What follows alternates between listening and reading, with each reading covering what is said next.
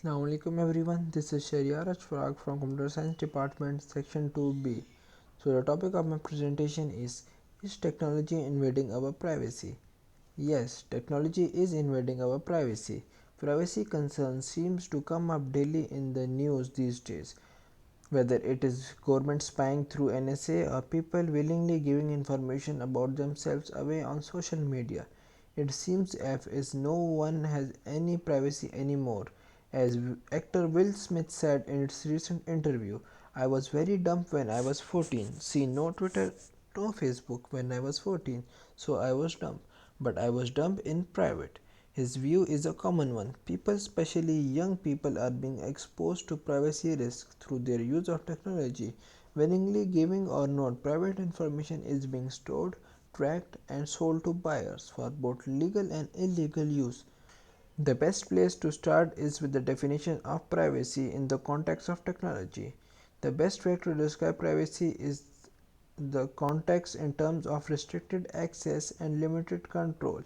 Restricted access means that there is a form of privacy where some people are allowed access and others are not, so a person can stop others from viewing their personal information. It is reasonable to expect the same amount of privacy in these situations that one would have if not using technology, so they can ensure restricted access. This be as simple as being able to toggle privacy settings on a Facebook page. The reason this definition is important is because there always been a trade-off between a loss of privacy and perceived benefit or convenience. If a person does not have ownership of their privacy, they don't have anything to trade with in this scenario. From both sides of the consumer and the companies that want the consumer information, there is a cost benefit analysis to be done. Every time a person decides to join a new social media network, they have decided that they are willing to hand over certain personal information about themselves so they can easily stay connected with their family and friends. They pay the cost of handing over some personal information for what they see as a benefit of being in touch with their friends and family. A cost benefit like this is totally up to individual.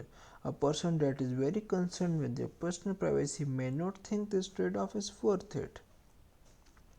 So a question arises, who is taking our information? There are a number of different groups looking to get information on people because information can lead to knowledge and knowledge is power. Luckily for the people looking for information, the internet makes it easy to gather large amount of information quickly. WikiLeaks founder Julian described the internet as the greatest spying machine the world has ever seen. It is easy to see why he thinks this is the case. Google and Facebook have similar tactics and similar goals. Both companies provide the number of services to users free of charge because the primary source of revenue is selling users' information to advertisers. These companies have the capability to track user traffic and are essentially giant database filled with user information that can be mined and sold profit. The Google and Facebook aren't the only websites that do this. They are the two major players that come up when privacy is discussed. What is the information used for? If the service is being offered to you for free, chances are that you are the product. Your time and I are what making companies like Facebook and Google money. In the case of Facebook, advertisers pay them for two different types of ad. Some ads are blanket ads and have equal chances of being seen by everyone. However, most of the advertising money that Facebook make is from targeted ads.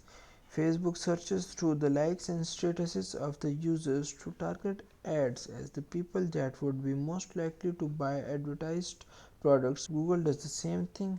Should we be worried? In the digital age, there is nothing called privacy. The increase in the information with or without the knowledge and consent of the people whose information is being gathered is definitely cause of alarm. However, different demographics of the people have varying level of concerns when it comes to information privacy. Younger people, for example, are less likely to be concerned about internet privacy than their older counterparts. Females are more likely to be concerned with internet privacy than males. How to protect yourself? The first step in protecting yourself from the dangers of getting your data tracked is make sure you are informed and you know what services you are using and what are they doing with the data you are giving them. You cannot make an informed decision on the trade-off between privacy and use of service if you don't know how much of your privacy is being invaded. While it is the responsibility of the companies to use people's data responsibly, it is also the responsibility of a user to make sure they are not being taken advantage of. If a user don't do their research, they can hardly complain when something they don't approve is happening with their data. Conclusion: a person's privacy is just as valuable as ever. The only thing that has changed as technology is changed in recent years is who holds the value. While each individual used to hold the value of their own privacy, companies now sell private information of the others to make money. These companies continue because of the user ignorance and people don't know or don't care enough to try to change how the system works. While it may seem harmless to most of the public now, as technology improves, it will only get more and more invasive. The benefit of the technology will improve as well. At some point, the public needs to draw a line in the sand and say that enough is enough. Thank you.